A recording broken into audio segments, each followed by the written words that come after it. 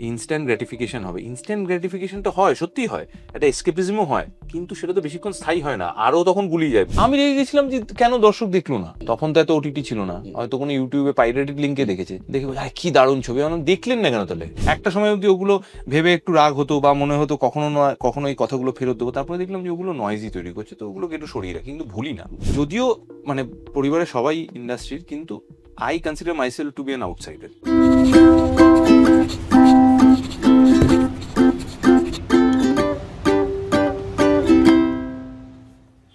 আজকে আমি একগাল হাসি নিয়ে বসে আছি, তার কারণ আজকে যিনি আছেন তিনি সত্যি অর্থে বন্ধু। মানে আমি মাঝে মধ্যেই তার কাছে গালাগালি খাই, এবং আমার কোনো লেখা বেরোলে আর কেউ পড়ুক না পড়ুক সে তো পড়বেই। এবং বন্ধু বলতে যা বুঝি, মানে ইন্ডাস্ট্রিতে বেস্ট ফ্রেন্ড বলতে আমি যার নাম সবার আগে বলি, মানে এবং সে কে, সে কি, তা তাকে দেখলে সহজ কথা প্রত্যেকে এমনিতেই খুশি হবে। সে বাঙালির কাছে একজন অত্যন্ত ইম্পর্টেন্ট আইকন হয়ে উঠেছেন, এবং সে আমার বন্ধু, সে আবির। নমস্কার। প্রথমেই আমি আমার স্বীকারোক্তিটা দিয়ে দিই যে কেন এত দেরি হলো। এই যে প্রাককথনটা হলো সেই জন্যই দেরি হলো। এখন দুই বন্ধু যখন আড্ডা মারতে বসে, গল্প করতে বসে, বিশেষ করে আমি ওকে বাবিন বলেও ডাকি। হ্যাঁ, অ্যাকচুয়ালি রাহুল বলে আমি ডাকি না, এবং আমার ফোনেও সেভ করা আছে অরুণোদয় বলেই নাম্বারটা সেভ করা আছে, তখন থেকে চিনি। তো আমরা যখন কথাবার্তা বলি সেই সময় না, যত ক্যামেরা বা মাইক থেকে দূরে থাকা যায় তত ভালো, সেটা আমাদের জন্যও ভালো, আশেপাশের লোকজনের জন্যও ভালো।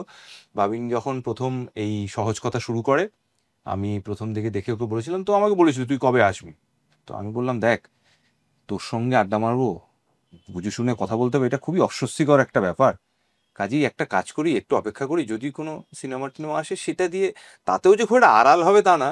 আমি আজকে খুবই সতর্কভাবে কথা বলবো, ওকেও বলেছি, কারণ আমাদের আলোচনার বিষয়বস্তু ও ভাষার যে প্রয়োগ সেটা একটু কিঞ্চিত মুশকিল হতে পারে। বাট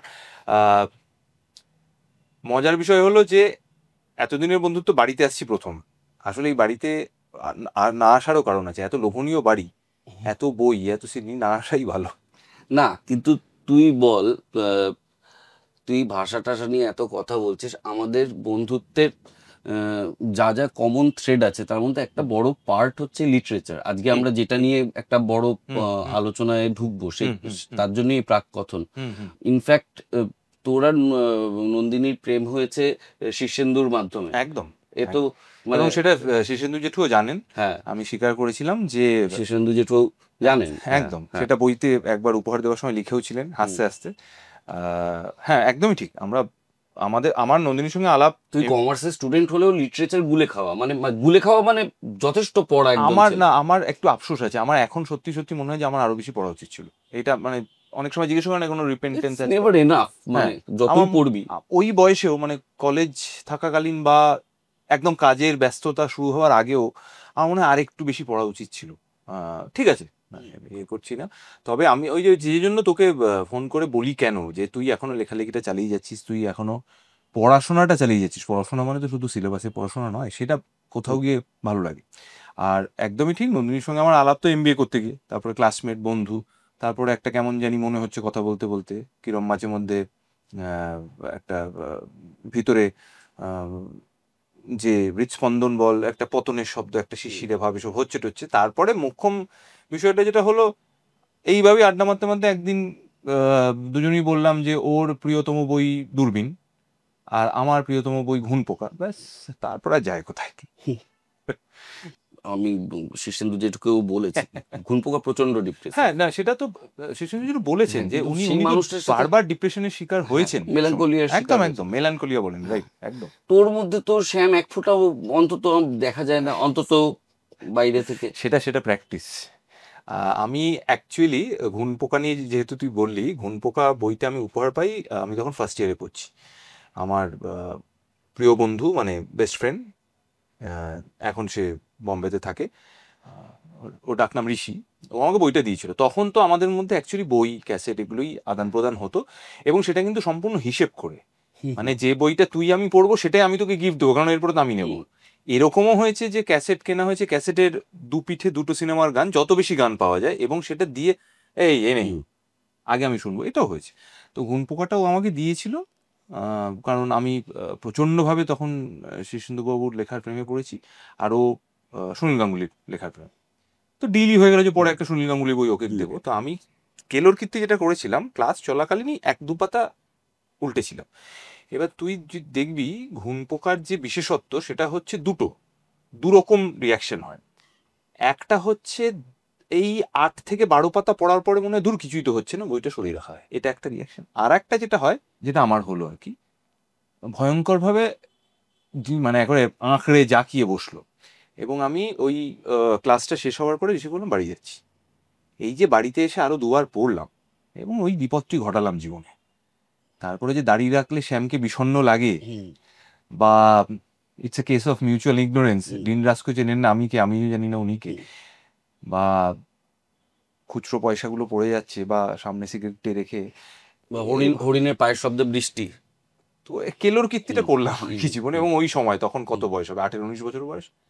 তো মেলানকলিয়া বলিস বা ডিপ্রেশন বলিস, সেটা থেকে অ্যাকচুয়ালি সেটা যে খুব হয়েছে আমার তা নয়, কিন্তু যাতে বেশি না হয় সেজন্য ঘুণ পোকাই রইলো। এবং পরে যখন প্রেম টেম গুছিয়ে হলো, নন্দিনীর সঙ্গে বিয়ে হলো, তখনও বলেছিল তুমি খুব বেশি ঘুণ পোকাটা আর পড়ো না, কারণ কাজ করতে হবে, সংসার করতে হবে, খুব বেশি পড়ো না। একটু লুকিয়েও রেখেছিল প্রথম কয়েক বছর, কাজেই সেটাই।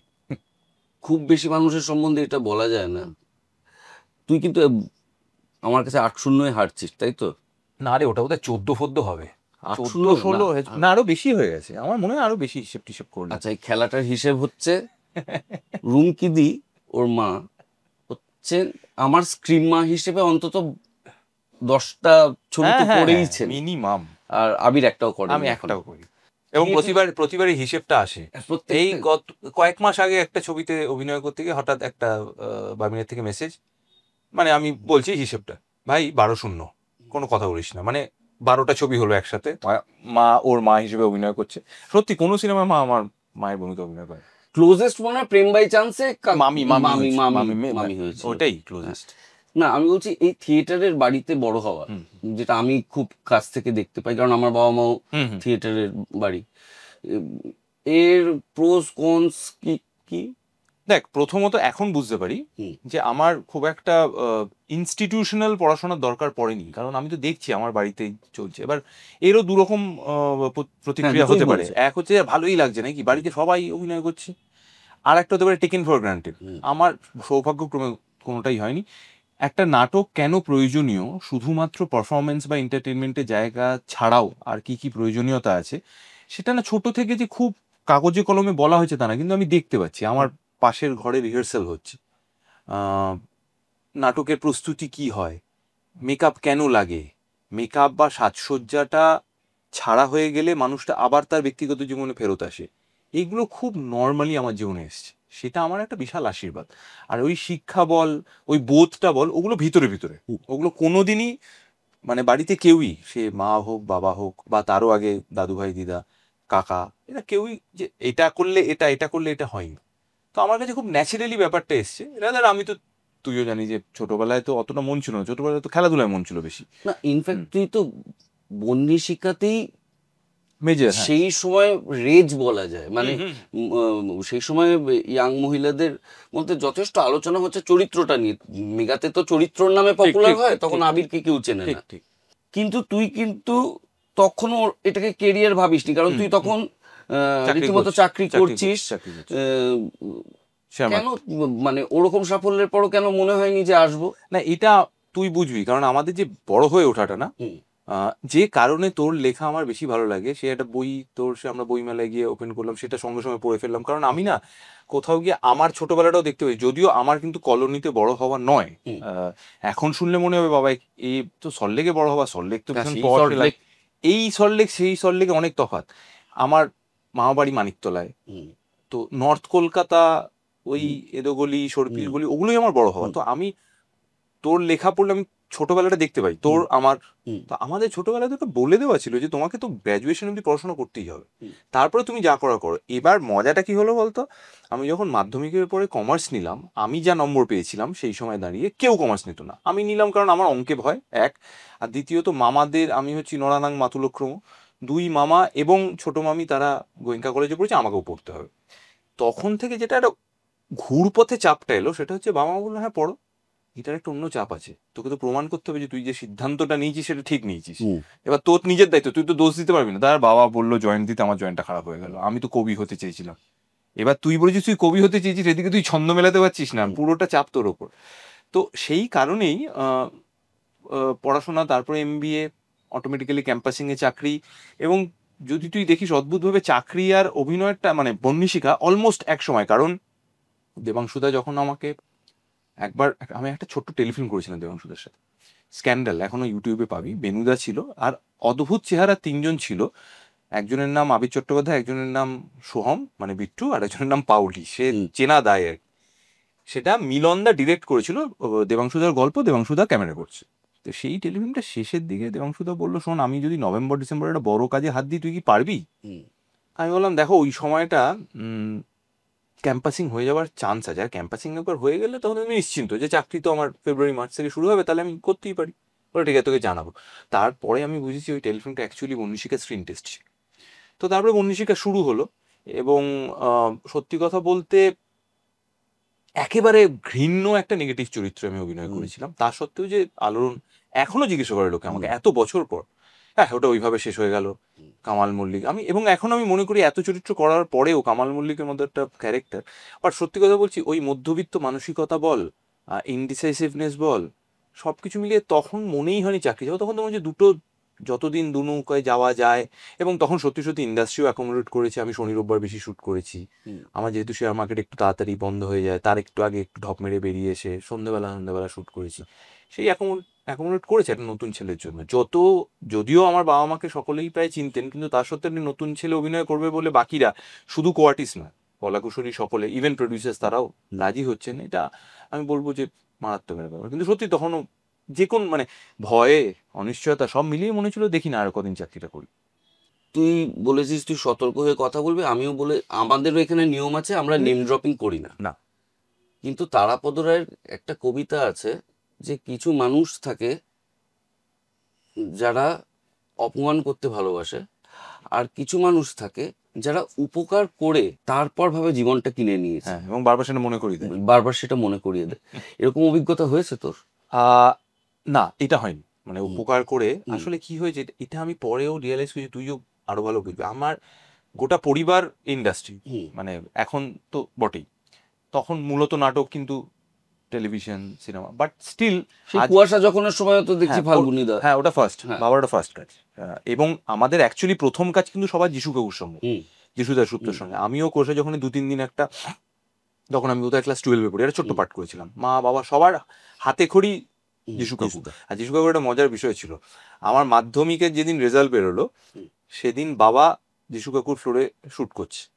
তো তখন মোবাইলের অত চল ছিল না, যদিও বাবার একটা মোবাইল ছিল, তো ফোন করে খবরটা দেওয়া হয়। যেদিন এইচএস এর রেজাল্ট বেরোয় সেদিন মা শ্যুট করছে। আচ্ছা। আর যেদিন গ্র্যাজুয়েশনের রেজাল্ট বেরোয় সেদিন আমি শ্যুট করছি। তো যিশু কাকু বলতে এটা তো পয়া এটা।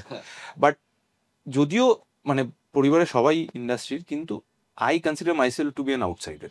সেটা আমার ব্যবহার বলিস, সেটা আমার যাপন বলিস, তাতে কাজেই ওইটা হয়নি খুব একটা যে উপকার করছি এবং সেটা দেখাচ্ছি, সেটা খুব একটা হয়নি। নিন্দে মন্দ কটূক্তি আমার মুশকিল হচ্ছে, এটা আমার একটা বদ রোগ, আমার মনে থাকে সব, খুব মনে থাকে। আমি মনে রেখে দিই, কিন্তু সেটাকে দেখছি যে একটা সময় অবধি ওগুলো ভেবে একটু রাগ হতো, বা মনে হতো কখনো এই কথাগুলো ফেরত দেবো। তারপরে দেখলাম যে ওগুলো নয়েজই তৈরি করছে, তো ওগুলোকে একটু সরিয়ে রাখি, কিন্তু ভুলি না।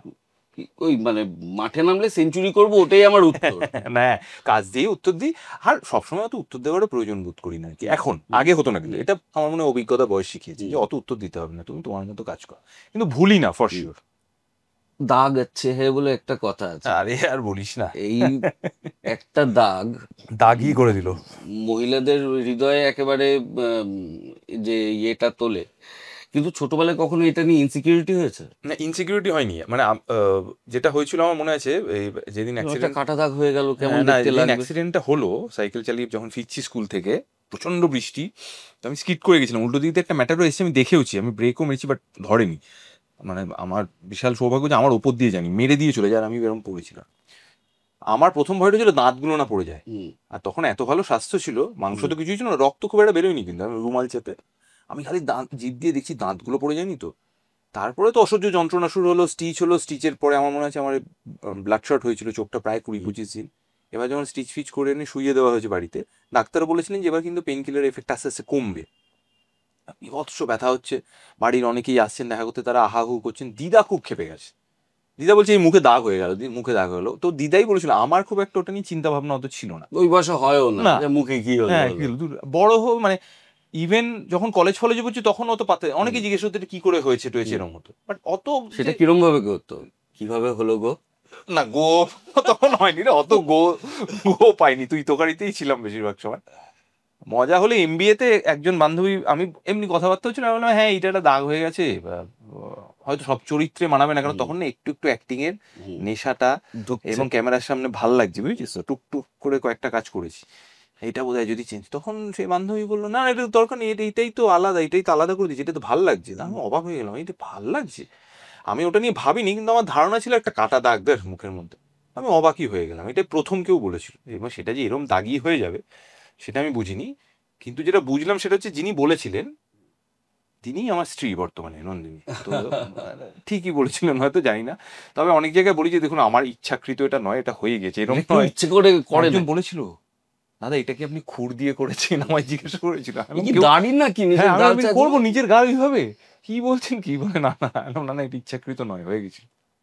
তবে তুই চাকরির কথা যেহেতু বললি, একটা গল্প তোকেও কোনোদিনও এটা বলা হয়নি, আমি এখানে আড্ডাটা মারতে আসবো বলে হঠাৎ এটা মনে পড়ে গেল, আমার দৃশ্যটা মনে আছে। আমি তো বহুদিন অবধি চাকরি আর শুটিংটা করার চেষ্টা চালিয়ে গেছি, আমি সত্যি কথা বলছি, লাস্ট 2 বছর আমি সত্যি চাকরিটা একদমই করি। হ্যাঁ, আমার অসীম কৃপা যে আমার বস, আমার তুই কবে immediate- ছাড়লি? আমি অফিসিয়ালি 2012-তে ছেড়েছি। এ বাবা। হ্যাঁ, অফিসিয়ালি, মানে লাস্ট 2 বছর আমি সত্যি কিছুই মানে যেতামই না প্রায়। তো আমার কলিগ, আমার বসেস, তারা অসীম, মানে ওরা খুবই ভালোবাসতো আমাকে, সেই জন্য এটা সম্ভব হয়েছে। তো প্রথম ব্যোমকেশ 2010। 2010 বোমকেশে হোর্ডিং ফোর্ডিং পড়ার পরে এটা মানে লজ্জাজনক ব্যাপার, তাও অফিস যাচ্ছি যাকে। আমার মনে আছে কেন তোকে বলছি, তুই বুঝবি, তোকেও এটা শেয়ার করা হয়নি কোনোদিন। অনেক দিন অবধি আমি দেখ বন্নিশিকা করার সময় দেবাংশুতে খুব অ্যাকোমোডেট করতো, এবং তখন যে আমার খুব কাজ থাকতো না, মাসে 5 দিন ম্যাক্স, সেটা শনি রোববার স্ট্রাকচার্ড এরম ছিল। আমার কাজটা একদম রেগুলার শুরু হলো যখন আমি রানাদা সুদেশ নাদির সঙ্গে খুঁজে বেড়াই কাছের মানুষ করতে আরম্ভ করলাম। তখন কিন্তু আমার মোটামুটি মাস গেলে 18-19 দিনের কাজ হচ্ছে। এবং তখন আমার মনে আছে কিরকম, দেখ আমি কেন বলছি, তো সময়ও করছিস তারপর? না সময়টা অনেক পরে, অনেক সময়টা পরে, তখন খালি কাছের মানুষ করছে, এবং বন্নিশিকা তখন অনেক কমে গেছে, তখন অন্যান্য ট্র্যাক চলছে। কেন আমি বলছি অ্যাকোমোডেট করার কথাটা, সুদেশ নাদির কড়া ম্যান্ডেট ছিল যে আবির কিন্তু অফিস থেকে আসবে, কারণ আমি অফিসে ঢুকে যেতাম সকালবেলা 9টা 9:30টার মধ্যে, আর 2-2:30 নাগাদ বেরোতাম, শ্যুট করতাম, রাত্রিবেলা 10টা আবার বাড়ি ফিরতাম। সুদেশ নাদি ম্যান্ডেট দিয়েছিল যে ও যখন আসবে ওকে মেকআপের সঙ্গে সঙ্গে না খাইয়ে দিস, ওর খুব খিদে পায়। অফিস থেকে বেরিয়েছি, খাওয়াটা হয়নি, চলে গেছি। এবার কি হতো, সারাক্ষণ একটা ফোন হতো, কোথায় কদ্দূর, আর আমি সারাক্ষণই বলতাম আমি রুবি, আমি রুবির মোড়ে। একদিন, আর আমার নায়িকা ছিল রিমঝিম, কাকিমার নাম রুবি। তো একদিন সুদেশ নাদি ফ্রাস্ট্রেটেড হয়ে বলেছিল তুই বরং রিমঝিমের হিরো না হয়ে ওর মায়ের হিরো হ, সারাক্ষণ রুবি রুবি বলে ঢপ দিচ্ছিস। But that is not the point. Point হলো অনেকদিন অব্দি আমাকেও শুনতে হয়েছে যে চাকরিটা আবার ছেড়ে দে, বা এইভাবে হবে না যাতায়াত করে। বাট হয়েছে তো, অনেকদিন হয়েছে, বাট তারপরে সত্যি চাকরিটা। এবার একদিন আমার মনে আছে আমি কি করতাম, আমার অফিস ছিল সিটি সেন্টার সল্টলেক, তো ওখান থেকে আমি শাটল ধরতাম, একটা অটো করে করুণাময়ী থেকে শাটল ধরে আমি আসতাম। এবার শাটল দুটো আছে, একটা রুবি অবধি, আর একটা গড়িয়াহাট অবধি, আর একটা এদিকে মিন্টো পার্ক অবধি। এটা ছিল 3টে হিসেব। মানে দেখ আমি তখনও কিপ্টে ছিলাম, এখনো কিপ্টে আছি, এটা নিয়ে আমার অস্বীকার করার কিছু নেই। ট্যাক্সি করা যেত, মানে তখন মোটামুটি ট্যাক্সি করলে খুব খরচা হতো না, কিন্তু আমি শাটল করে যাচ্ছি। তো আমি কি করতাম, ওই মারুতি অমনির সামনে বসতাম, এবং সামনে দুজন বসতো, আমি বলতাম দাদা পাশে কাউকে বসাবেন না, এটা আমি দিয়ে দিচ্ছি। এইটুকু আমি বিলাসিতা করতাম। গড়িয়াহাটে নামতাম, নেমে একটা অটো করে দেশপ্রিয় পার্কের যে বাড়িটা শুটিং হতো, সালটা খুব সম্ভবত 2008। এবার চিরদিন লাবণ্যর বাড়ি, লাবণ্য না, এটা দেশপ্রিয় পার্কের ভিতরের বাড়িটা, মানে এটা যে তালগুড় বাড়ি, ট্রান্সফরমারের সামনের তালগুড় বাড়িটা দিয়ে সোজা গিয়ে যে বাড়িটা, ওইখানটা, কারণ আমাদের প্রযোজক ওনার আত্মীয়র বাড়ি। চিরদিনই তুমি যে আমার সিনেমাটা তো গল্প আরো ভালো করে জানি, সেখানেই মা, বাবিনের মা। তো ছবিটা তখন রিলিজ হবে করছি, আমরা আলোচনা করছি, কারণ রাজকেও চিনি, বাবিনকে চিনি, প্রিয়াঙ্কাকে চিনি, মা পাঠ করেছে, সেই কারণে। তো আমি গড়িয়াহাটে নেমেছি, নেমে একটা অটো ধরেছি, অটোর সামনে বসেছি, যাচ্ছি।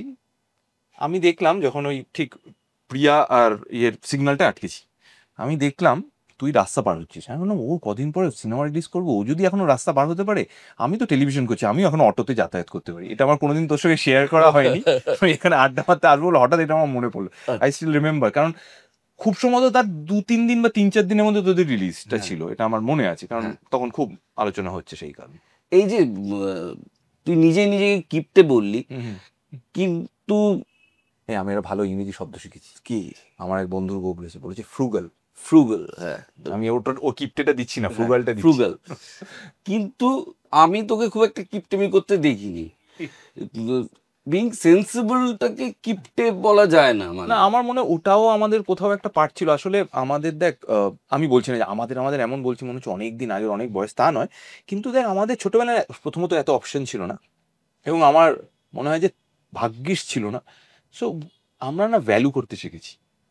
মানে ইভেন একটা সিনেমা দেখতে গেলে পকেট মানি থেকে আমাকে দুদিন একটু অঙ্ক কষতে হবে, যে আমি যদি সিনেমাটা দেখতে চলে যাই, এই পকেট মানিটা বেরিয়ে যাচ্ছে, তাহলে কি ওটা হবে? এই যে অঙ্কটা করেছি, তার ফলে কোথাও গিয়ে আমরা একটু সিলেক্টিভও হয়েছি, আমরা ভ্যালু করতে শিখেছি। সো সেটা আমার মনে হয় কাজে লেগেছে।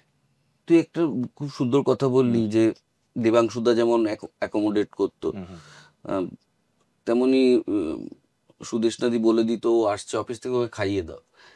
দেখ আমাদের অনেক কিছু নেই, কিন্তু আমাদের এইগুলো আছে।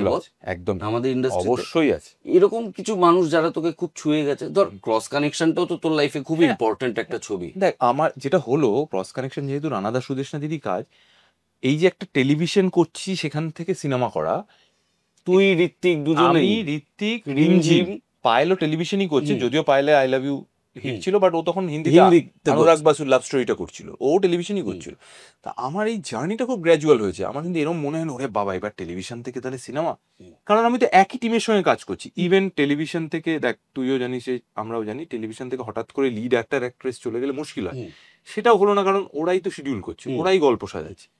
এবং অ্যাকচুয়ালি ক্রস কানেকশনের টেলিফিল্ম ছিল, আমরা একটা 1 ঘন্টার, তখন আকাশে দুপুরবেলা একটা 2টো স্লট ছিল, একটা হাসির গল্প হতো আর একটা এমনি টেলিফিল্ম হতো, শনিবার আর রোববার করে। তো ক্রস কানেকশন, আমার ওনার পুরো নামটা মনে নেই, সাত্তকী সামথিং, উনি অভিনয়ও করতেন, উনি লিখতেনও। আইদার আনন্দলোক বা এরকম কোনো একটা জায়গায় লেখাটা বেরিয়েছিল, তো সেটার থেকে একটা টেলিফিল্ম করেছিলাম আমরা। তাতে অভিনয় করেছিলাম ঋত্বিক, আমি, রিমঝিম, স্বর্ণকমল।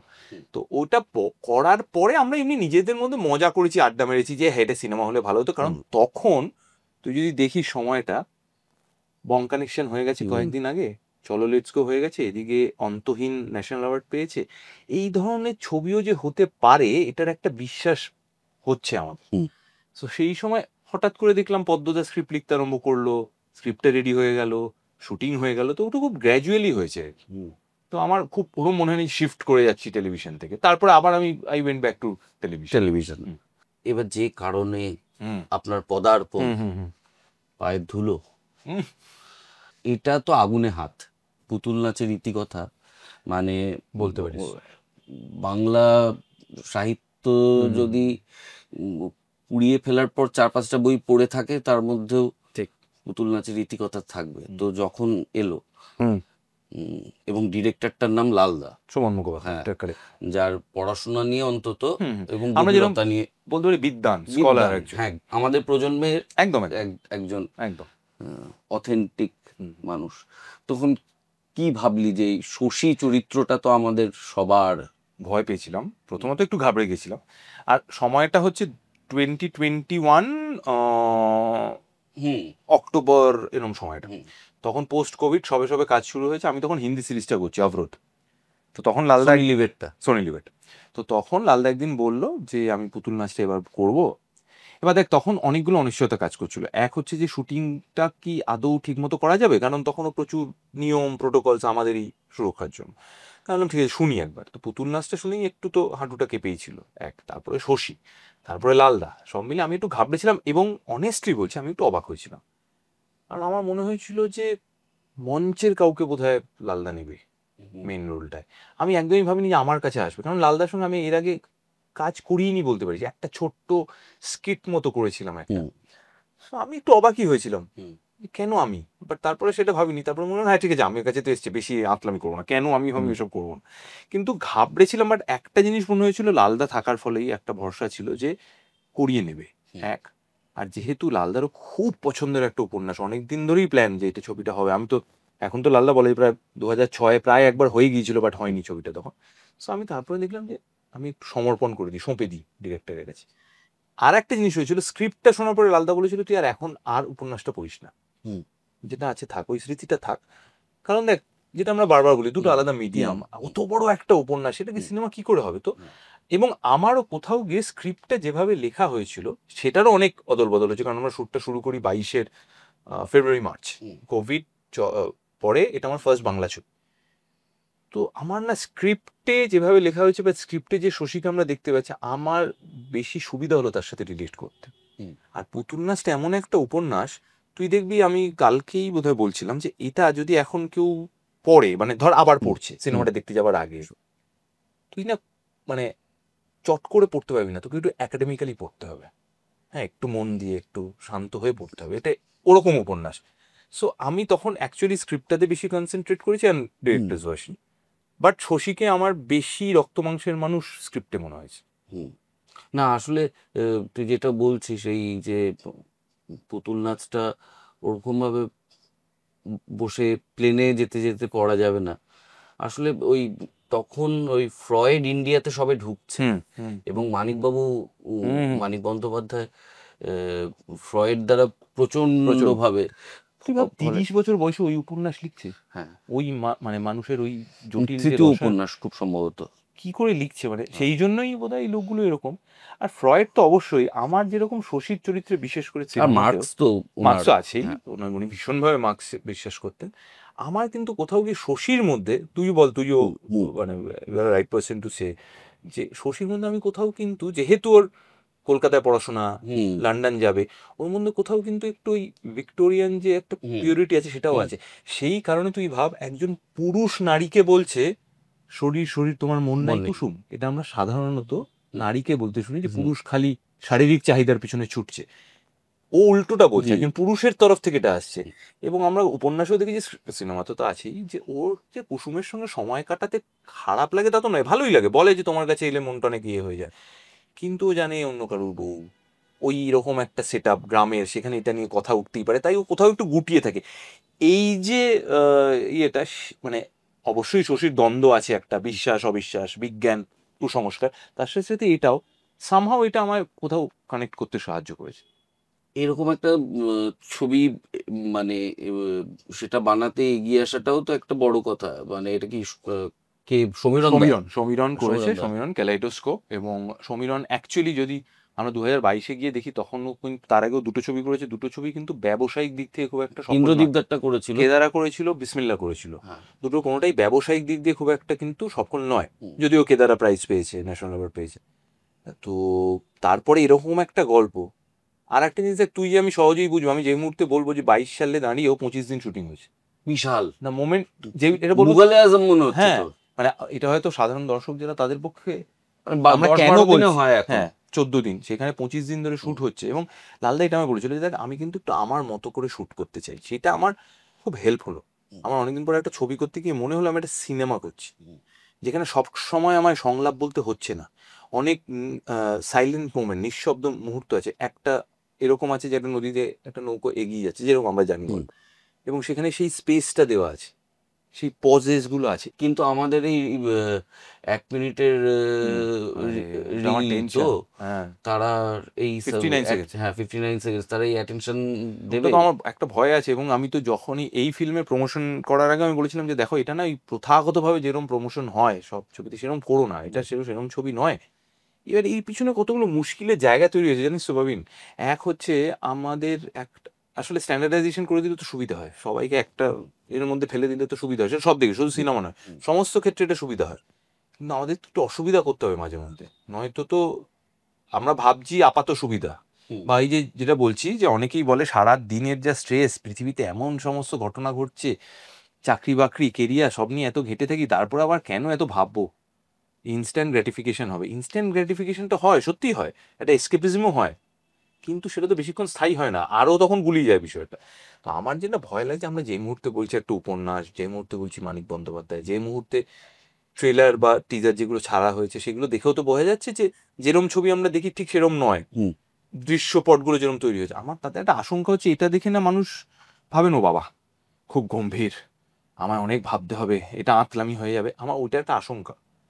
তো আমি সেই জন্য বারবার বলছি এটা কিন্তু একটা গল্পের মতো, এটা কিন্তু এরকম নয় যে আপনাকে দুর্বোধ্য কিছু হচ্ছে, এটা নয় একদম। But I I still don't like that confident যে সত্যি তুই যেটা বললি যে যেভাবে অভ্যেস হয়ে গেছে আমাদের এখন কনজিউম করা, এখন দেখছি না তো কনজিউম করছি, সেখানে দাঁড়িয়ে এই ছবিটা। কিন্তু তাও বলবো যে দেখ, প্রয়োজন তো আছে আমাদের, তো আমাদের মতো করে চেষ্টা করতে হবে, মানে আর কিছুই হচ্ছে না কিছু হবে না বলে ছেড়ে দিলে আমি তো হবে না। লালদার যা দেখেছি, হুম, হুম। মহানগর এট কলকাতা বল, বা যে কটা ছবি দেখেছি, লালদা কখনো দুর্বোধ্য হওয়ার চেষ্টাই করে না। দরকার নেই। মামিন, আমি তোকে অনেস্টলি বলবো, ছোটবেলায় তো আমরা অত বিদেশি ছবি আমার এক্সপোজার ছিল না, হুম। পেতামও না। হুম। তো অনেক ছবি তো হয়তো তখন দেখা হয়নি। হুম। এবার একটু বড় হওয়ার পরে অনেক তাবড় তাবড় মানুষ যাদের সঙ্গে কাজ করেছি আলোচনা শুনেছি, এবং আলোচনা শুনে নিজেকে হেয় বোধ করেছি, বাবা দেখিনি, কি করে দেখবো, পাইনি। কিন্তু পরে যখন আমি টুকটাক করে দেখেছি, আমার কিন্তু মানে আমি বলবো সহজ বলবো না, আমি বলবো যে ওই যে দুর্বোধ্য কিছুই বুঝছি না সেরকম কিন্তু বেশিরভাগ ক্ষেত্রে মনে হচ্ছে বা এটা তো গল্পটা, হুম। আমি তো গল্পই দেখছি, আমি তো মানুষগুলো চরিত্রগুলোকেই দেখছি, এরকম হুম। নয় যে একটা কোথাও একটা অন্ধকার, কোথাও একটা পিন পড়লে, এরকম তো হুম। নয় হুম। ব্যাপারগুলো। তো আমার মনে হয় সেটা আমাদের একটা মিসকনসেপশন, আমরা প্রথমেই একটু মানে ভয় পেয়ে যাও বাবা এরকম, হুম। এটা করার আমার মনে হয় না প্রয়োজন আছে। এই পুতুল নাচের রীতিকথা তো একদমই নেই। ক্যামেরা কে করলো পুতুল নাচে? এবার করছি সায়ক, আচ্ছা। সায়কও এখন তো বোম্বেতে কাজ করছে, সায়ক কাজ করেছে। আর সহ অভিনেতা পরমের সাথে এটা কত নম্বর হলো তোর? মানে অনেকগুলো হয়ে গেল, আমার সাথে বাস্তুসাপ, অনেকগুলো, বাস্তুসাপ আছে, বাইশে শ্রাবণ আছে, 22শে শ্রাবণ আছে। শাহজাহান রিজেন্সি আছে। 22শে শ্রাবণ তো তুই মিমের একটা আরে ওটা আমি বুঝিনি, আজীবনের আমি বাইশেতে বুঝিনি এরকম এফেক্ট হবে। এত ব্যর্থ প্রেমিকের একটা আমি তো এখনো বলি যে কি মাহেন্দ্রক্ষণে লাল পাঞ্জাবিটা পরে আমি পুরো দীর্ঘশ্বাস খুলতে ছেড়েছিলাম। হ্যাঁ, আর একটা সাদা, ওই দেখো মাথা নাচ, আর একজন সাদা জামা পরে আর ইয়ে পরে এরকম ঘুরে তাকিয়েছিলাম আমি। হ্যাঁ। দেখ, বাইশে শ্রাবণ আমার খুব পছন্দের ছবি, অনেকেরই খুব পছন্দের ছবি।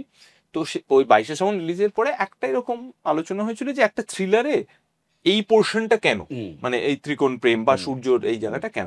আমার কিন্তু স্ক্রিপ্ট শুনে সিনেমা দেখে কখনো সেটা মনে হুম। হয়নি, এবং আমার কখনো ওই পোর্শনটাকে থ্রিলারের অন্তরায় বলেও মনে হয়নি। হুম।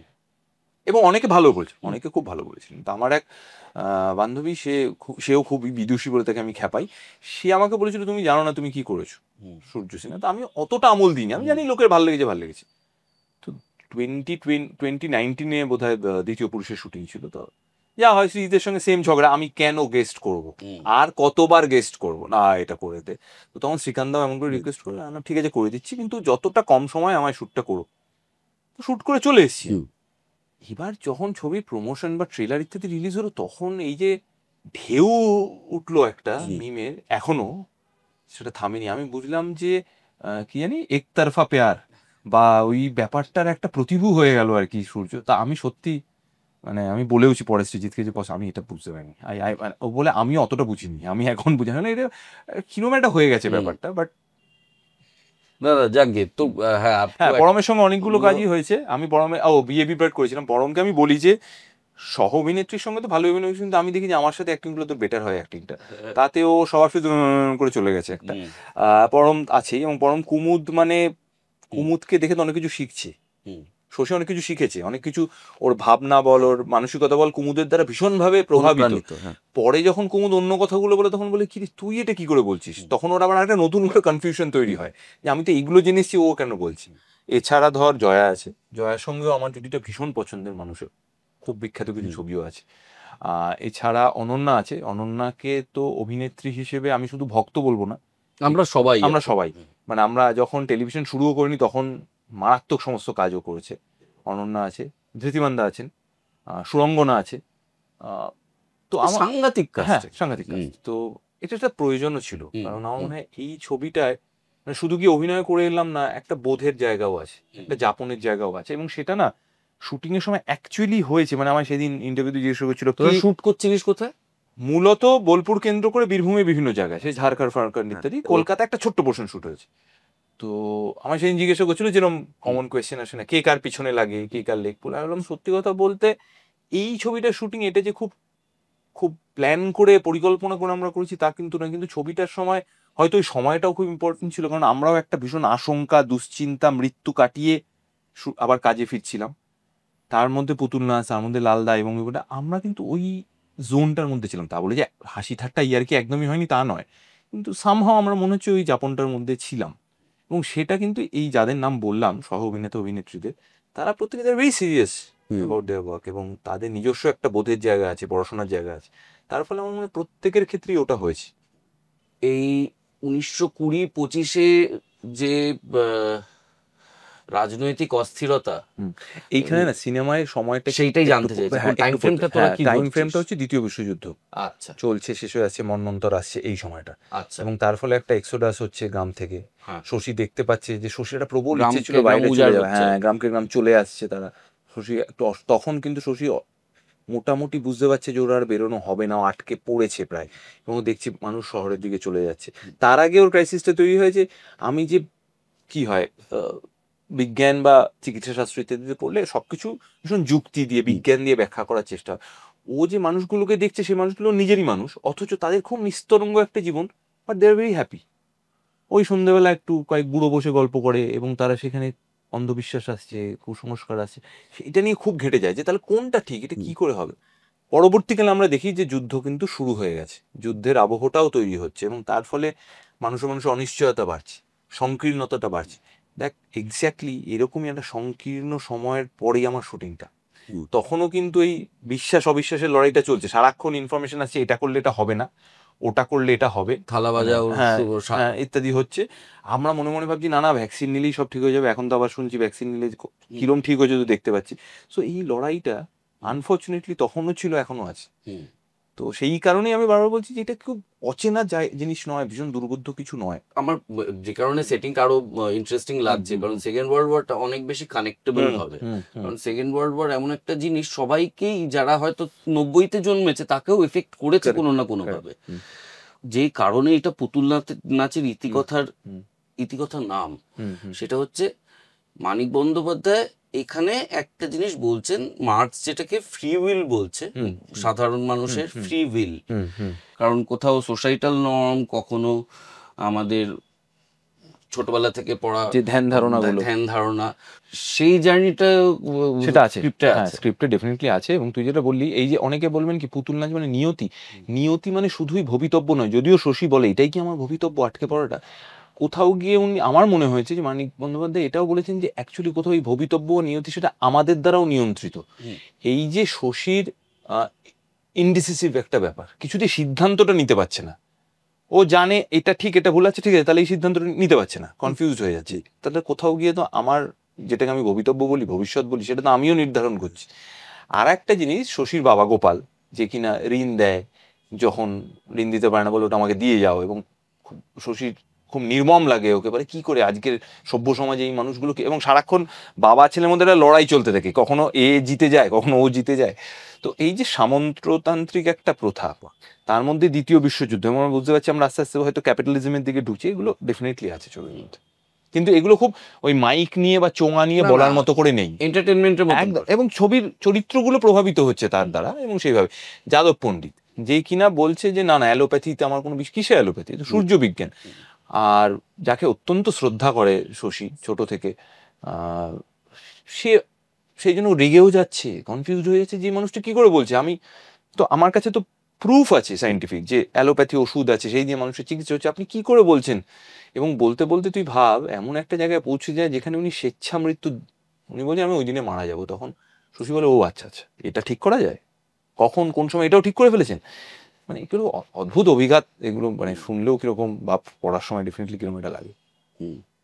এইবার তোকে মানুষ ধুতি পাঞ্জাবিতে দেখবে, বাংলা শার্টেও দেখবে, ধুতি বাংলা শার্টে দেখবে, একই মানুষ ধুতি পাঞ্জাবি পরে এবং একটা চরিত্র করে যার প্রধান কাজই হচ্ছে সিদ্ধান্ত নেওয়া, ব্যোমকেশ বক্সী, একদম ভেরি কনফিডেন্ট, এবং তার জীবনে প্রোক্রাস্টিনেশন বা দীর্ঘসূত্রিতা, কিছুকে দেরি করার কোনো জায়গাই নেই, কারণ একটা ক্রিমিনাল বেরিয়ে যাবে তাহলে। কখনো কখনো হয়তো ও বলে যে ঠিক সময় হ্যাঁ ঠিক সময় বলবো, বা যেভাবে ঘটনাচক্রে যেভাবে এগোচ্ছে একটু এগোতে দাও, লেট ইট হ্যাপেন, আমি তো আছি, হ্যাঁ অবশ্যই। আর সেখানে শশী মূল পরিবর্তনটা কোথায় আনিস, যে আমাকে আবার সেই একই রকম কস্টিউমের কাছে ফিরতে হচ্ছে? কিন্তু দেখ একটা পোশাক আশাক বা মেকআপ বা পরিবেশটা একজন অভিনেতাকে না ওই জোনটায় নিয়ে যেতে ভীষণভাবে সাহায্য করে। সেই জন্য আমি যেরকম বলি যে বাঙালিয়ানা মানেই যে তোমায় ধুতি পাঞ্জাবি পরতে হবে এমন কোনো মানে নেই, তুমি ভীষণ সাহেবি পোশাক পরেও বাঙালিয়ানা চর্চায় বোধে রাখতে পারো। শশীর ক্ষেত্রে আমরা এটাও একটা ট্রানজিশন দেখতে পাই। শশীর প্রথম দিকে দেখতে পাই Shashi is very jolly, in a very jolly mood, সব এসছে এবং বলছি খুব কনফিডেন্টলি আমি কি সারা জীবন এখানে থাকবো, চলে যাবো বাইরে। এবং তখন ওর মধ্যে একটা শহুরে যে প্রভাব সেটা আছে, কোট টোট পড়ছে, হ্যাঁ।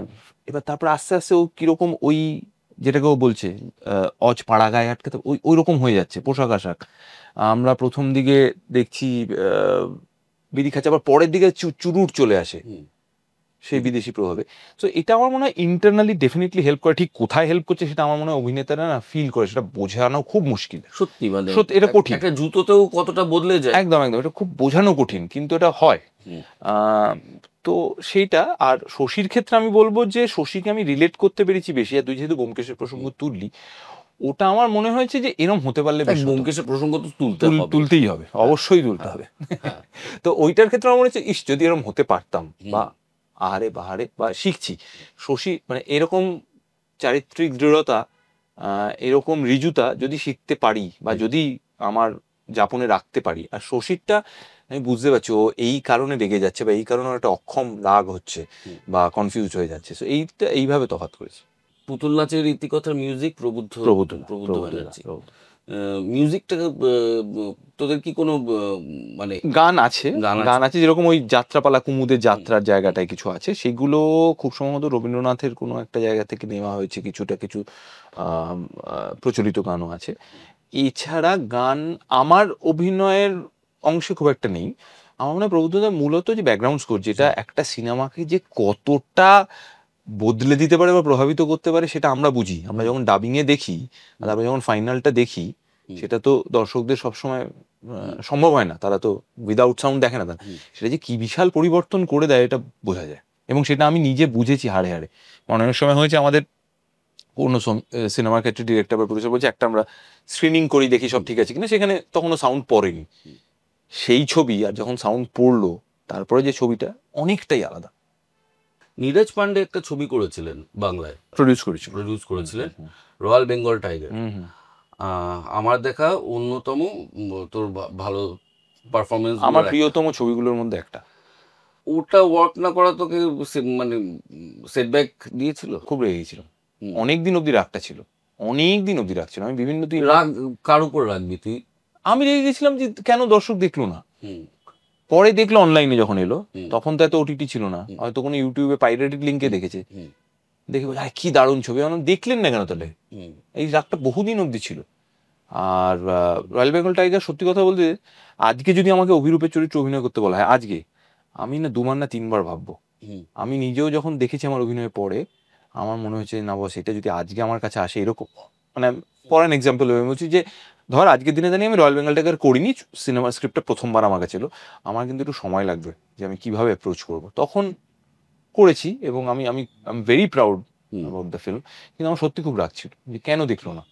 দেখলো তখন অনলাইনে দেখছে, দেখে দেখে বলছে আরে কি ভালো কি ভালো। আমি কি লাভ হলো দাদা, এখন কি ভালো বলছে। ও আমাদের আরেকটা হিস্ট্রি আছে না, হ্যাঁ সহজ হওয়ার আগে। এই যে শুনুন, এই যে সহজ কথা, এই যে সহজ বাবু, সহজ আচ্ছা সহজের এখন এক্সপ্রেশন গুলো মাঝে মধ্যে দেখি, আমার যে মানে আমি খুব কষ্ট করে কন্ট্রোল করি, আমার গরম দুটোকে ধরি এরকম করে। সহজ যখন ঘোষণা করেছেন যে সহজ আসছেন, সেই সময় সহজের মাতৃদেবীর শেষ ছবি, কারণ তারপরে তাকে একটু ছুটিতে যেতে হবে, অবশ্যই সেটা প্রয়োজন, সেটির নাম the royal Bengal tiger. Priyanka ওই ছবিটা করতে করতে আমরাও তোর কাছেও খবর পেলাম, প্রিয়াঙ্কা বললো যে না এবারে বোধহয় ছুটি নিতে হবে, কারণ শারীরিকভাবে বোঝা যাচ্ছে আর আমারও এই শুটিংয়ের লোডটা নেওয়া উচিত হবে না। আমরা খুবই খুশি যে তখন তো জানি না যে সহজ না সহজই আসছেন, বাট কেউ তো একজন আসছেন, আমরা খুব খুশি। তো লাস্ট ফিল্ম বিফোর সহজ এসেছেন রয়্যাল বেঙ্গল টাইগার, তারপরে সহজবাবু হলেন, তখনও তো মাদের একটু ছুটি লাগেই। তারপরে যখন আবার প্রিয়াঙ্কা বললো যে এবার আবার কাজ শুরু করব, সহজবাবু আসার পরে প্রিয়াঙ্কার প্রথম ছবির নাম অ্যাবি সেন। একটাই হলো আগের ছবিতে আমার বউ, পরের ছবিতে আমার শাশুড়ি, বাট কাজেই সহজের সঙ্গে আমার এটা সহজকে পরে এটা ভালো করে গল্প করে বোঝাতে হবে। বাট হ্যাঁ, রয়্যাল বেঙ্গল টাইগার এবং অ্যাবিসেন দুটোই ভীষণ ইম্পর্টেন্ট ছবি আমার জীবনে, অভিনেতা হিসেবে, সিনেমা হিসেবে, দুটোতেই প্রিয়াঙ্কা আছে। আমি সেই কারণে এই, তুই বিশ্বাস করবি না, 2 দিন আগে আমি পড়ছিলাম বিভিন্ন লিঙ্কে আমার পরবর্তী ছবির যে শুটিং শুরু করছি তাতেও প্রিয়াঙ্কা আছে।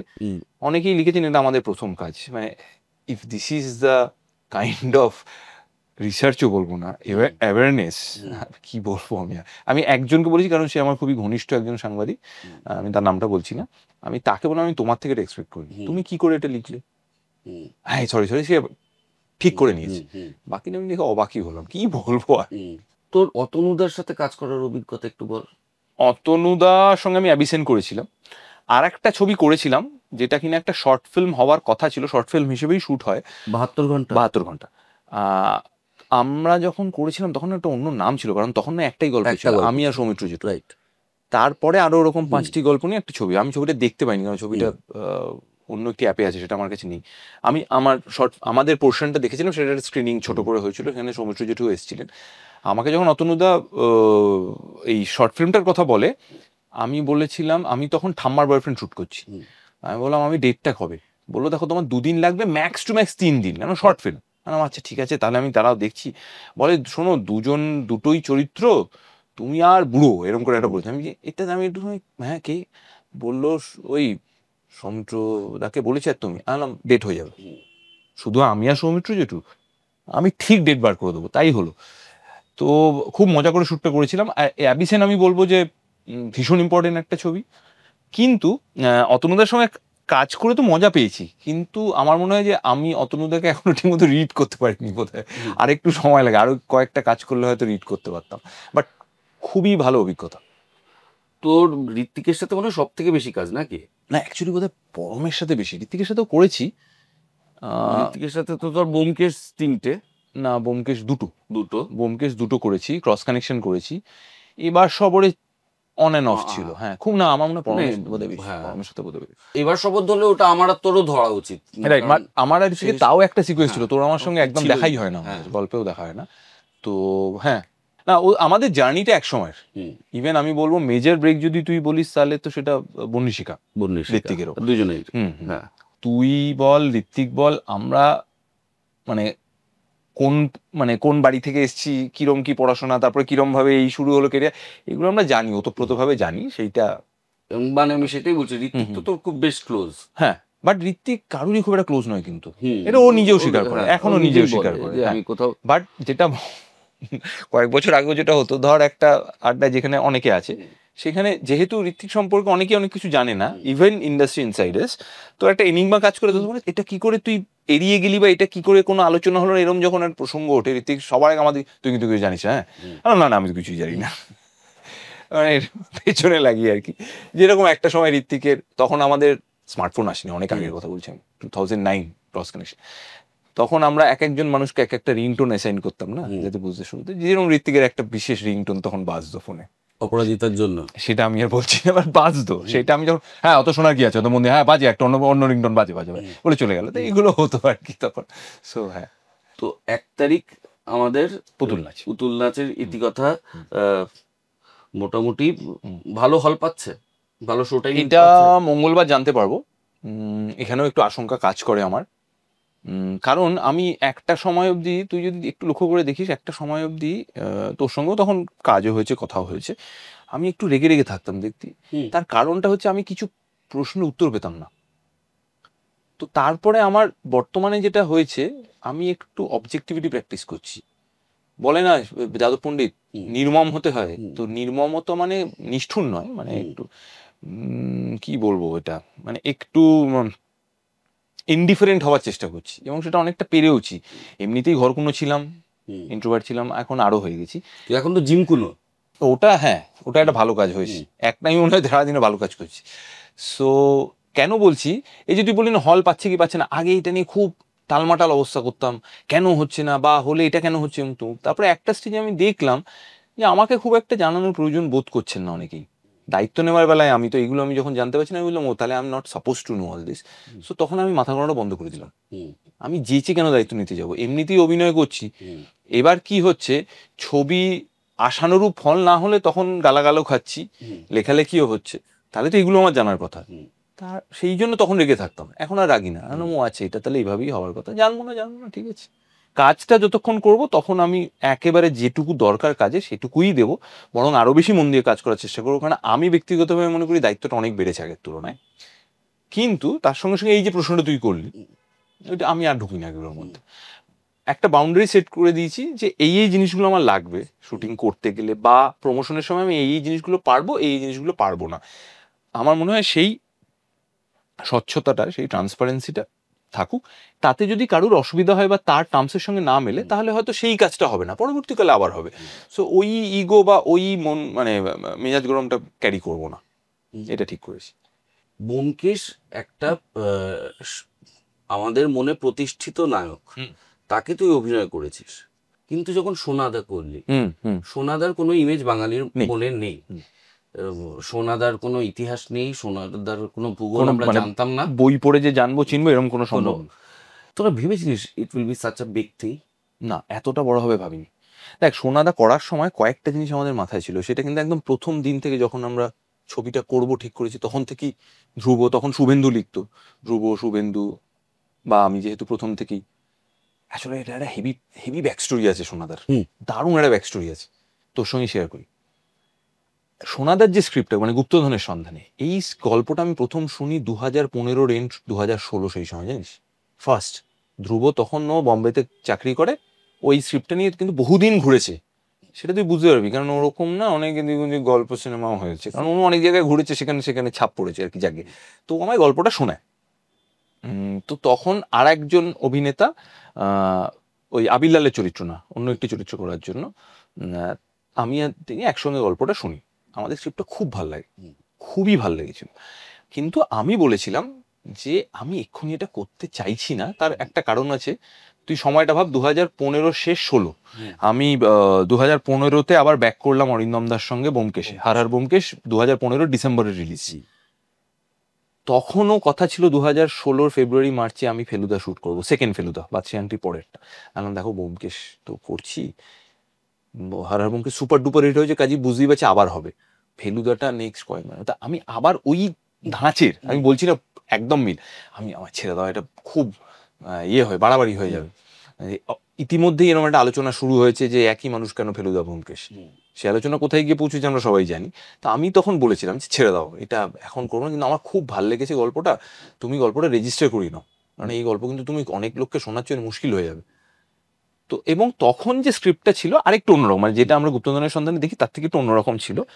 মজার বিষয় হচ্ছে তখন গল্পটা শুনে আমাদের আরো বেশি ফেলুদার প্রভাবটা ছিল, আরো বেশি, আরো প্রকট ফেলুদার প্রভাব ডেফিনেটলি আছে শোনা যায়। তো তখন আমরা ওটাও বলেছিলাম যে ওই প্রভাবটা যদি আরেকটু কমানো যায়। তো তারপরে আর হয়নি কাজটা, তো তারপরে তো ফেলুদাও হলো না, কারণ সেই আলোচনা আমি একদমই ঢুকি না, কারণ ওটা অবান্ত সময় নষ্ট না, এত আলোচনা হয়েছে। তো তারপর আবার ব্যোমকেশ করলাম, সেকেন্ড ব্যোমকেশ। তারপর 2017 আমার এখনো সময়টা মনে হয়েছে এইরকম সময়, জুলাই আগস্ট, মোস্ট প্রবাবলি 15 আগস্টই ছিল, কারণ আমাদের সকাল থেকে স্ক্রিপ্ট রিডিং হবে, ছুটির দিন গেছি। তো আমাকে অরিন্দম দা ফার্স্ট ছবিটা প্রেজেন্ট করেছিল, অরিন্দম দা বললে বম্বে একটি ছেলে খুব ভালো গল্প হয়েছে, তুই গল্পটা পড়, আমি তোকে পাঠাচ্ছি। আমার না গল্পটা সিনপসিস পড়ে মনে হচ্ছে, তো চীনা গল্পটা তো আমি শুনেছি, এটাই কি ওটা? কারণ তখন একটা অন্য নাম ছিল, গুপ্তধনের সন্ধানের নামটা প্রথমেই শুনি, এটাই কি সেটা, কিরকম একটা হচ্ছে আমার। তারপরে যখন স্ক্রিপ্টটা শুনেছি তখন ধ্রুবকে দিলাম, এই কি তুমি, আমি আর তোমাকে বলিনি কারণ তুমি তো জানবেই বলে, তখন বুঝলাম ওই স্ক্রিপ্টে অনেকটা চেঞ্জ হয়েছে। এবং স্ক্রিপ্টটা শুনে খুবই আরো এক্সাইটেড লাগলো। এবং তখন তো ফেলুদার মানে যে ডানাটি, হ্যাঁ, ও ঝরে গেছে। তো তখন আমি বললাম যে দেখো, আমি তো ব্যোমকেশটা করছি, সো অরিন্দম দাই পরিচালক, তোমার কোনো অসুবিধা নেই তো, প্লিজ একবার শ্রীকান্তার সঙ্গে কথা বলে, শ্রীকান্তা ব্যোমকেশ প্রডিউস করেছে এবং সোনাদাও ওদেরই করার কথা, অসুবিধা নেই। শ্রীকান্তা বললো না। তো এই সোনাদার জার্নিটা শুরু হলো। এবার প্রথম থেকে আমাদের কয়েকটা জিনিস মাথায় ছিল। এক হচ্ছে তুই যেটা বললি, তুই যদি ভালো করে দেখি, ভালো করে দেখারও প্রয়োজন নেই, একটু মানে অতটা মনোযোগ না দিলেও বোঝা যাবে ফেলুদার যথেষ্ট প্রভাব আছে, যথেষ্ট প্রভাব আছে। এইখানে আমার মনে হয় ধ্রুবর যে লজিকটা কাজ করেছিল, যে আমরা সবাই ফেলুদা পড়ে বড় হয়েছি, আমাদের আগের জেনারেশন, তার আগের জেনারেশনও বড় হয়েছে, বাট এখন যারা ছোট, ধর সহজ, তারাও ফেলুদা পড়বে, ডেফিনেটলি পড়া উচিত, কিন্তু তারা যদি বলে যে আমি তো সোনাদা দেখেছি ছোটবেলায়, তাহলে সেটা একটা বড় পাওয়া হবে। এবং কন্টেম্পোরাইজ করা, আজকের দিনে যদি ফেলুদা হতো তাহলে সে কিরম হতো, সে কি ওরকমই হতো না একটু অন্যরকম হতো, এটা একটা ব্যাক অফ দ্য মাইন্ড আমার কাজ করেছিল। আর আমার প্রথম থেকেই মনে হয়েছিল যে সোনাদা হচ্ছে সেই দাদাটা যে পাশের বাড়িতে থাকে, যাকে আর কি মাধ্যমিক অঙ্ক পরীক্ষার আগের দিন গিয়ে বলি উপপাদ্যগুলো বুঝতে পারছি না, আবার সেই দাদাটাই যখন 11-12 ক্লাস কেটে সিনেমা দেখতে গেছি, দাদা জানে যে কোন বান্ধবীর সঙ্গে গেছি, কিন্তু পেছনে লাগছে না, বরং বলছে এটা কিন্তু একটা দায়িত্বের জায়গা, ইয়ার্কি মেরেই সেটা বলছে যে তুমি খালি ফাজলামিটা করো না, কারণ মেয়েটি কিন্তু তোমাকে ভরসা করছে। সেই সেই দাদাটা হচ্ছে সোনাদা। তো সেইভাবে স্ক্রিপ্ট করা, যেরকম তার প্রথম দিন ডিসাইড করা হয়েছিল সোনাদা সিগারেট খাবে না, ওই যে বুদ্ধির গোড়ায় একটু ধোঁয়া দিই, এটা প্রথম থেকে ঠিক করা ছিল। এবং আমার মনে হয় সাহিত্য বল, বাঙালিয়ানা বল, এই দেখ একটা লোক সে বাইরে পড়াশোনা করতো, বাইরে প্রফেসর, সে এসছে, সোনাদা তো সারাক্ষণ সাহেবী পোশাকই পরছে, বাট মনে প্রাণে বাঙালি। তো আমরা দেখছি বাঙালি যে খেতে ভালোবাসে সেটা আবিরলাল মানে অর্জুনের চরিত্র, বেড়াতে ভালোবাসে সেটা ওদের মধ্যে আছে। আর এই যে ইকুয়েশনটা যে আমার কাকা বাট আমি দাদা বলি, ভীষণ বাঙালিয়ারা ব্যাপার। এইভাবে যদি একটু বাঙালিয়ানা ইতিহাসটাকে ভালো লাগানো যায়। যেরকম আমার আর একটা আফসোস, আমার মনে হয় তোরও, যে আমরা তো ইতিহাস যখন পড়েছি কটা পয়েন্ট মাথায় রাখবো, এই অরঙ্গজেবটা পড়িস না, ওটা আগের বার মাধ্যমিকে চলে এসছে, তুই জাহাঙ্গীরটা পড়, এইভাবে পড়েছি। তার ফলে আমাদের তো পড়াটা সেভাবে হয়নি, এখন পড়তে ভালো লাগে। তো সেই ভালোবাসাটা যদি একটু একটু ধরিয়ে দেওয়া যায়, বাট ইমেন্স লাভ, স্পেশালি বাচ্চাদের থেকে বড়রাও। তো আমি একটা একটা করে ছবি বেরোয়, আমি বুঝি ওরে বাপরে, তো বিশাল দায়িত্বের জায়গা তৈরি হচ্ছে, বিশাল দায়িত্বের জায়গা তৈরি হচ্ছে। তো আমার একটু তখন ভয়ও লাগে, বাট খুবই এনজয় করি ব্যাপারটা, বিশেষ করে ছোটদের যেহেতু ভালো লাগে তাই। এই সোনাদার চরিত্রটা বলতে গেলে আসলে তোর চরিত্রটাও অনেকটা মানে, হ্যাঁ আমিও অনেকটা দিয়ে মানে অনেক কিছু ইনপুট দিয়েছি, হ্যাঁ, মানে ওইভাবে হয়েছে আর কি। কারণ মানে এত বছরের ইয়ে, তোর কাজের যে ইতিহাস, তাতে এত নায়িকা তোকে মানে ভরসার চোখে দেখে যে আবির্দা আছে মানে ঠিক আছে। এবং মানে মিমি থেকে, আমার মিমির সাথে সেভাবে পরিচয় নেই, মিমি থেকে শুরু করে সবাই যারাই তোর সাথে কাজ করে তাদের প্রচন্ড একটা ভরসার জায়গা, কিন্তু সেটা কোনোদিনই প্রেমের জায়গা নয়। না, কি করে করলি, আমি তো পারলাম না। এই দেখুন আমাদের আলোচনাটা না, এই যে এখানে কোয়েশ্চেনটা শেষ হচ্ছে এখান থেকে শুরু হয়, তো সেই কারণেই আমি এত দেরি করে এসেছি আড্ডায়। না এটা না আমার মনে হয় এটা তো ন্যাচারালি, হ্যাঁ আমি খুব একটা ফোর্সফুলি বা খুব প্ল্যান করে এটা করিনি। এরকমই আমার একটা জিনিস সবসময় মনে হতো যে কাজের জায়গায় একটা পরিবেশ লাগে যেখানে আমি কাজটা ঠিক মানে আমি খোলা মনে খালি কাজে কনসেন্ট্রেট করতে পারবো। এক, দ্বিতীয়ত আমার একটা খুব আশঙ্কা ভয়ের জায়গা আছে যে আমি এমন কিছুটা ইয়ার্কি মারলাম বা এমন কিছু বিহেভ করলাম, আমার সামনে হয়তো কেউ কিছু বললো না, পরবর্তীকালে ধর তোর সাথে আড্ডা হচ্ছে, বললো বাবা কেন আবিদ্যাটা আমার এত গায়ে পড়ে, বস আমি যদি কোনোদিন নাও জানতে পারি এটা, আমি মরমে মরে যাবো। সো কোথাও গিয়ে ওটাও কাজ করেছে, বাট বাকিটা ন্যাচারালি এসছে। আমি তুই জানিস আমি যথেষ্ট পেছনে লাগি, যথেষ্ট বন্ধু বৎসল আর কি ফাজলামো সবই হয়, বাট হ্যাঁ ঠিক আছে, ওই আর বাউন্ডারির একটা ব্যাপার আছি, সেটা হয়েছে। সোনাদা ক্ষেত্রে তুই যেটা বললি না, আমাকে শর্মিষ্ঠা দি জিজ্ঞেস করেছো, আচ্ছা সোনাদা কি নাস্তিক, ঠিক নোটিস করেছে, কারণ সত্যি তাই ছিল। কারণ দেখো তো প্রকটভাবে আমরা কিছু প্রিচ করছি না যে নাস্তিক এটা হওয়াই ভালো, আস্তিক হলেই মুশকিল, অন্ধবিশ্বাস করছি না, বাট একটা চরিত্র এইভাবে ভেবেছি। আর হ্যাঁ তুই যেটা বললি সেটা ঘটনা, এটা আমাকে অনেকে জিজ্ঞেস করে, আমার মানে কলিগসরাও অনেক সময় জিজ্ঞেস যে কি করে এটা সম্ভব হয় না, আমি খুব একটা ওটা নিয়ে পরের দিকে ভাবিও নি। এক সময় হয়তো এরকম আড্ডা ছলে কেউ জিজ্ঞাসা করলে ভেবেছি, বাট এখন হ্যাপেন্ড দ্যাট ওয়ে। 1 তারিখ তোর ছবি আসছে পুতুল নাচের ইতিকথা, মানিক বন্দ্যোপাধ্যায়ের লেখা। যেহেতু সাহিত্যর প্রসঙ্গে কথা উঠেছে, তাই আরেকটা ইনফরমেশন এই প্রসঙ্গে আমাকে দিতেই হয়।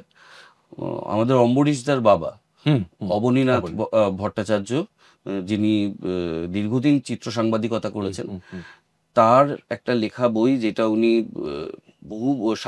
দীর্ঘ 7 বছরের অধ্যাবসায়ে তৈরি করেছেন, বাংলা চলচ্চিত্রের সংক্ষিপ্ত ইতিহাস। আচ্ছা, সেটা উনি ছাপিয়ে যেতে পারেননি, কারণ 2009-এ ক্যান্সার হয়ে উনি মারা যান।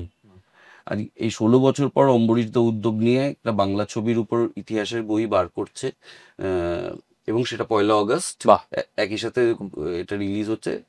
তো সেটার জন্য জানিয়ে রাখলাম আর কি। অবশ্যই অম্বরীশকে তো শুভেচ্ছা জানাবোই, এবং অম্বরীশ যে দেখ এগুলোও তো আমাদের ভবিতব্য না, যে বাবার অর্ধসমাপ্ত কাজটা সমাপ্তির দিকে নিয়ে যেমন বইটা ইয়ে করা। তো ইন্টারেস্টিং। আমার মনে হয় যে এরকম আমাদের প্রজন্মটা কিন্তু মজার, ভালো, মানে অন্য অনেক প্রজন্ম হ্যাঁ সব দিক থেকেই দেখ, আমরা ল্যান্ডলাইনে মানে ফোন করেছি বা যখন বাইরে চলে গেছে তখন এইভাবে কথা বলতাম, কারণ এসটি বিল্ডিংটা আসতো তারপর 300 সেকেন্ডের ঠিক আগে, আর কোনোদিনও পকেট মানি খুব বেশি ছিল না, পকেট মানি কনসেপ্টটাই ছিল না, ঝেড়ে ঝুড়ে চালাতাম। সেখান থেকে আজকাল আমি তোকে বলছি লোকেশনটা পাঠা, হ্যাঁ এইসব হচ্ছে। তো আমরা এটা দেখলাম পুরোটা। এবং সিনেমার ক্ষেত্রেও তাই, এক সময় যখন এসছি তখন তুইও শুনেছিস আমিও শুনেছি, হ্যাঁ টেলিভিশন করে পোস্টার ভ্যালু নেই, এদের মুখ দিয়ে ছবি, এসব তুইও শুনেছিস আমিও শুনেছি।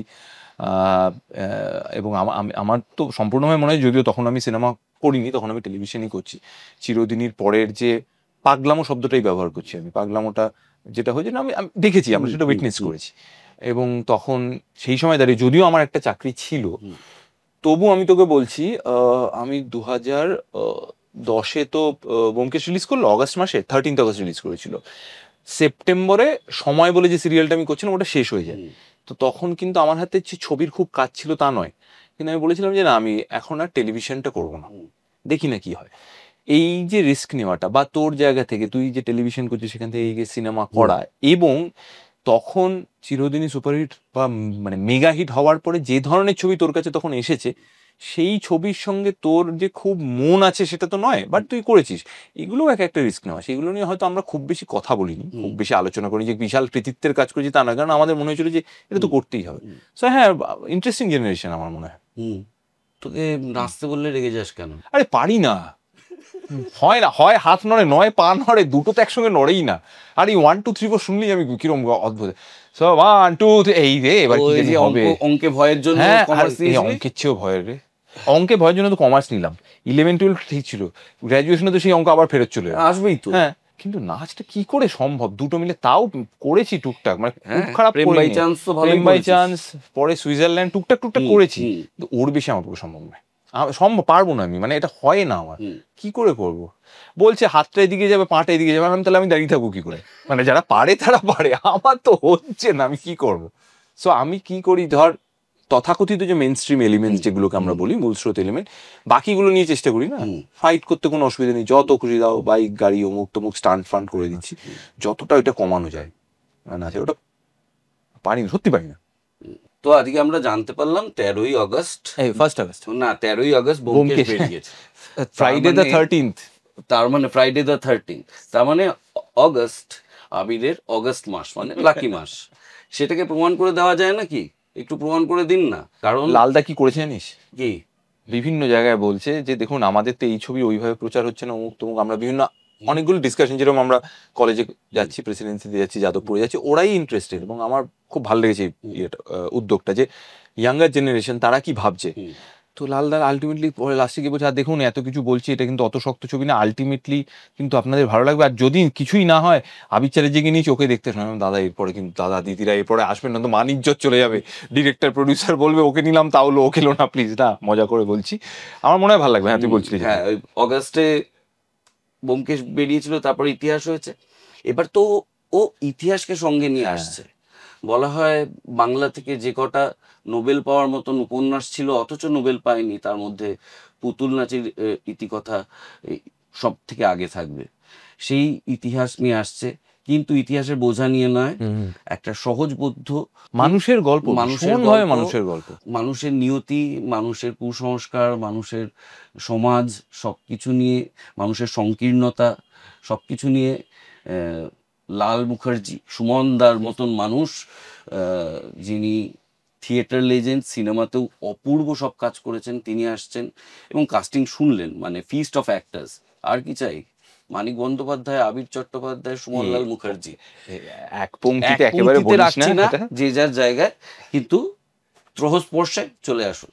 হ্যাঁ আমার মনে হয় যে আপনাদের ভালো লাগবে, আর কোথাও গিয়ে এটা একটু একটু গম্ভীর, একটু অপ্রিয় কথা বলছি, এই যে বাংলা সিনেমা নিয়ে এত আলোচনা হয় বা হচ্ছে, পাশে দাঁড়ানো মুক্ত মুখ হ্যান তেন অনেক কিছু হচ্ছে, তো কিছুই হচ্ছে না, চলছে না, হ্যাঁ সমস্যা তো আছেই, সমস্যা সত্যিই আছে, সমস্যা ভয়ঙ্কর সমস্যা আছে, সেই নিয়ে কথা বলতে গেলে অনেকগুলো সহজ কথা লাগবে, সেগুলো খুব কঠিন কথা আর কি।